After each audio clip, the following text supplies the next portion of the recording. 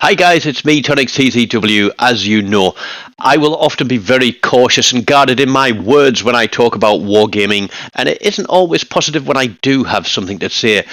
But I felt this did need to be talked about because I really do feel that wargaming have actually made the game better, and it's taken me quite a few weeks to realize it.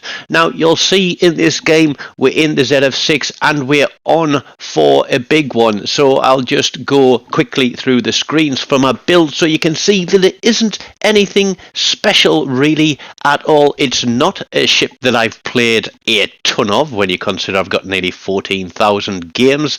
We're running Blue Ferrara, we're running double concealment, we're not running anything magical there. It's a pretty standard build, no mean builds there, but we've got a little bit of extra speed and engine boost there going in as well. But what is nice is this screen here, which is the individual statistics for the ship. Now, I get it that, yep, I've got a 45% win rate on this ship because I don't play it a lot and I'm not that great with it. But this game changes that around because what you have with each ship is ships destroyed, aircraft destroyed, max damage, max XP, how many warships you've spotted, damage you've done. You've got all the little individual statistics for this one ship. So if you're not great with a ship, this is a good way to boost your average statistics. Now, I'm not talking about your average statistics per individual ship. What I'm talking about is your statistics overall. Forget about these people who say they've got 70 and 80% win rates. You know, it's not all about that. But everybody likes to be above average, don't they? 6 inches or more, I guess, is about the average, I think. Don't know, I'll have to ask the girlfriend about that one. But if you've played a ship and then not played it for ages, the chances are that even though you're much better at the game now, I hope, that you've never gone back and played that ship again to see if you can beat your high score on it. Because every ship now has a high score. And I've been playing the games, and over the last few weeks I've had a couple of pretty solid games in different ships and realised that it's a new personal best for me. Either it's a personal best for the overall damage, or it's the one that I prefer to get is a personal best on the base XP, because that base XP is where your credits are earned, and that's all for doing stuff in the game. And I'm on a credit grind at the moment, so tier 7 premiums are the place to be for me, and I do have the odd booster here and there that I can use. And this game, wow, I was over the moon with it. I was annoyed as hell with it. I had a little bit of fun back and forth in the chat with another individual who I've met before in a game. But mostly it was looked like it was going to turn into a potato fest. There is a division out here with 2 Brandenburgs. I can't remember their third ship. I didn't really look at the start screen at the beginning. But we've got a Constellation out there, and straight away I'm thinking, oh god, you know, he's got radar. Here we go. There's a Wichita CE out there as well. He's down there, and if you look, most of the big ships are heading across to this end of the map. The destroyer is coming away from A. I decided that, as I often say with this map, there is no point in having 3 or 4 ships sat in B cap contesting that cap. You only need 1 ship to contest a capture point. And instead, everybody's going there and just going to sit in there, and it's going to turn into a stupid slugfest. But I've already landed torpedoes on something. I have no idea what it was. And then I'm looking across there. Megami's backing out. He's going to put torpedoes on. There's the Brandenburgs. They're both in there. I don't want to get near their secondaries. I don't want to get spotted. But whoop, look, there is a Jervis right in front of me, and he panics and hits the smoke, and that's good for me because it means that when he's into the smoke, I can get turned around and get out of here a bit. So he's going away, my torpedoes on their way, and I'm going to swing round and look at that Wichita. He is in full reverse, backing out, and we have got 1, 2, 3, 4, at least 5 big ships out there, and I'm calling for fire on that Wichita. And you know something? They're not friggin' interested in it. I've said it a million times before, guys. Tell your friends, yeah? Tell everybody that you know to look at the match screen at the start. Look at the ships that should be priorities. Radar cruisers, always a priority. Destroyers, always a priority. Quite often, I'll hold my first salvo in a battleship until the destroyer is spotted, and I'll put my first salvo onto that destroyer, because just taking half of his hit points off at the start of the game, he's going to change his mind about how he's going to play, and he's certainly going to change his mind about getting close to you as a battleship, which is what a lot of people complain about, that these stealthy destroyers just come in and ninja torpedo you, and you never see them, and yeah, such is life. But hey, if you learn how destroyers play, like watch a few of my videos, I'll talk you through it, then you can learn to counter destroyers. So I've nearly got this cap. We get that Kagero spotted. We get him on the fire. I'm just blind firing now because I want to be in my smoke so that Wichita can't see me. We are just blind firing. 3, 2, 1. There we go. I'm getting blind fired, but there we go. We've got that cap. I'm coming off it now, and you'll see my mic pop up on the corner of the screen there, and I'm saying, hey, look, guys, if you aren't going to shoot at the ships that I'm asking to be shot at, and you're not shooting at the destroyers, their ships are obviously shooting at me. If you're all just going to sit back there, then I'm sorry, I am not going to swing my butt in the wind here, waiting for you to decide to do something that's useful for the game, because they're all just sat there like a gaggle of geese. Honestly, it's like a bunch of old grandmas doing the knitting. And so, for me, our other destroyer has come away from ACAP. There was one cruiser in ACAP. He's run away. Looking across him, he's got no health left on him. I don't know how that's happened. I think it was the Suzuya that was on ACAP. There we go. 2 Brandenburgs and the Megami. They were in the middle, just contesting B. We've got ships in the middle, contesting B. It is a stalemate. But my move to take their home cap has given us an advantage. We also have a 1 ship advantage. 2 caps over 1. We are going to start ticking up the points, and this is going to be a prime example of why in domination caps are king. You do not need to kill every single ship in a game if you control the caps, and if you play properly and learn how to take those caps and control them, then your win rate will become a lot higher, as long as you don't get lumbered with 8 solid potatoes every single game. Seriously. Am I going on a rant? Am I sounding like a crazy man? But this game, I wasn't out for anything massive. I was out to play and try and get a win, because with a win, my credits are much higher, and it means I don't have to play as many games to get my credits right up. I think this destroyer thought he was going to YOLO around the corner, but with a Megami that's potentially running sonar and 2 Brandenburgs with secondaries, it is probably the dumbest idea he's ever had since he licked an electrical outlet. But he's gone now, so he has time to ruminate on his errors, and there comes the Brandenburg, and oh dear, he is very, very close to me, and I think that this is a push, that him and his mate might come steaming around this corner. I'm on, what's that?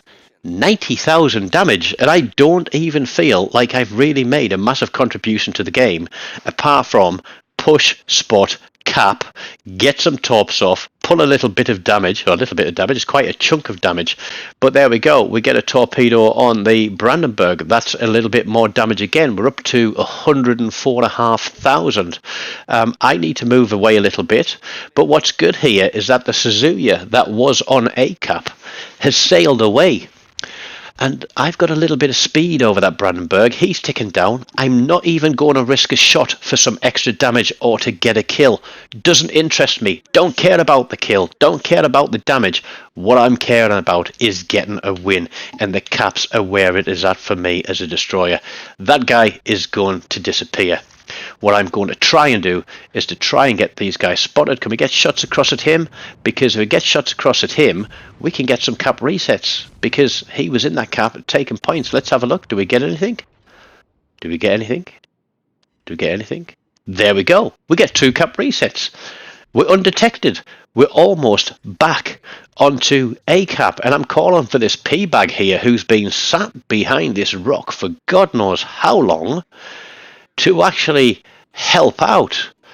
You know, I'm spotting stuff, and I'm just not watching. I'm not seeing the shells go over. But here we go. Here is another Brandenburg. So the Megami is still out there, and I'm going to do narrow spread, wide spread. I'm going to hope that if he speeds up, slows down, throws a turn in there, that at least one of those torpedoes might hit him. But what I need to do is make sure that I stay far enough away from him that I'm not going to get spotted. And I'm looking at how I'm going to play this cap. There we go. P-Bag is chipping in. Do we get a torpedo one? No. Yep, there we go. We get a torpedo and a flood. And I come up on the mic and I say, Brandenburg has taken a torpedo. He's taken a flood. Get him on fire now. That fire will stick and tick. Seems to be one of my favourite sayings at the moment, stick and tick. And yeah, it's like there's no fire going on, and I'm thinking, where is everyone? And they've all gone chasing down that right side of the minimap, and I'm thinking, why? There was one ship down there. Why has everybody gone down that way?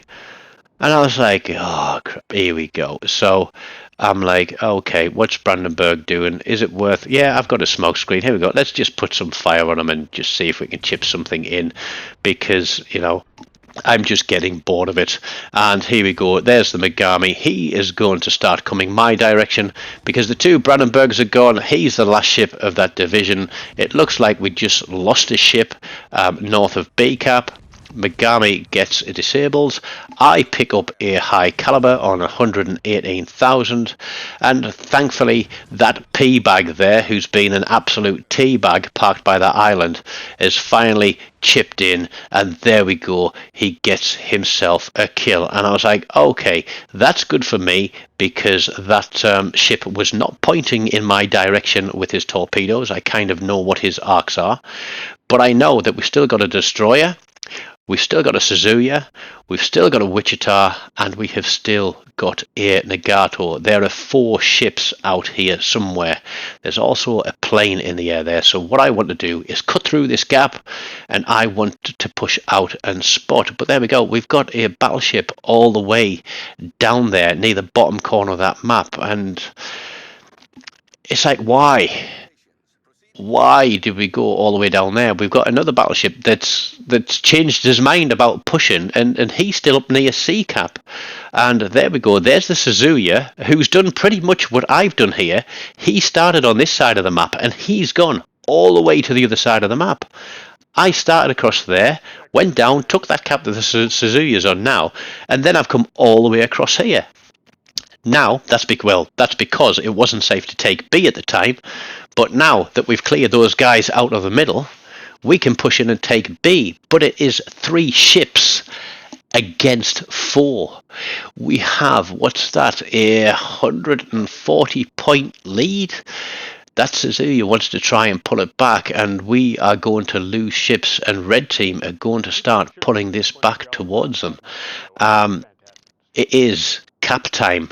If the Suzuya is going to turn that cap, then I need to be in B cap, because I want it to be the fact that we are unable to lose this game if 1 or 2 of our ships die.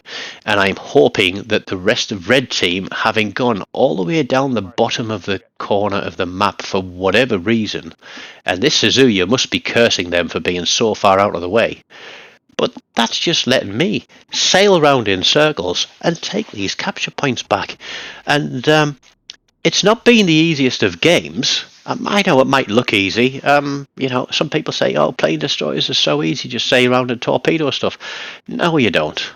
No, you don't. You see me play destroyers. You see me in Division talking to people, pointing things out, calling targets, watching 3 or 4 different ships at once to see who's fired, who's turning guns, who's turning broadside, and calling those out to the other guys in my team, all the while making sure that I'm sort of sailing around right on the very limit of detection, knowing how many seconds I've got till my torpedoes reload, when my smoke's coming up, who might have sonar available, has that ship used as radar.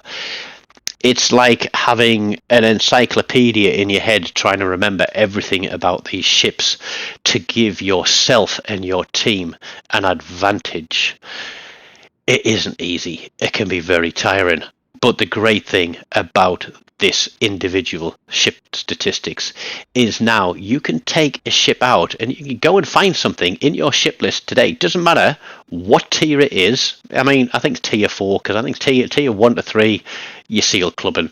Tier 4 and above, go and find something down at tier 4 that you haven't played in absolutely ages. Have a look and see what your max damage is, you know, and your max base XP, and then think, okay, can I go out and better that? Because each one of those low scores and low XP scores that you have, you can go back out and you can better that, and that will improve your global overall statistics across every ship in every game. It's going to be small and incremental, but it's going to make a difference, and you can have some fun doing it because you're challenging yourself to play for the team, to play ships that you might not be still completely familiar with, and you're giving yourself a challenge. And that's what Wargaming have brought back to this game. Forget about wins, losers, caps, kills, whatever. We've now got an individual challenge back in this game, but what is key is not to go out just for that challenge, so not to just chase damage or just chase base XP, but chase the win and see if you can play the game better to improve what you have for that ship. Now we're seconds from the end of the game. I've got quite a few hit points. I can zig and I can zag. That Wichita took a torpedo, so he's got a fire on him. But before the game ends, he's going to keep zigging and zagging. But we are going to survive. We're going to survive, and we're going to come away with literally a hair under 135,000 damage with a high caliber, a Confederate, 9 torpedo hits, 1 plane down, some fires, some floods, 3 solo caps, 2 cap resets, 3,252 base XP, which is, look at second place, 1,759. We're almost double what second place is there. That is absolutely crazy. Played the propellers off that ship, but the best bit about it for me is dropping 500,000 credits straight into my bank. You know, that is really, really hot, hard cash towards tier 7 and tier 8 ships. So there we go. I hope you've enjoyed this one. Go look through your ships, find a ship, set yourself a challenge, and let me know how you get on, how much of an improvement you make. Stick around. Smash the like button, subscribe to the channel, click one of these links and watch another video, and until next time, take care of yourselves and goodbye.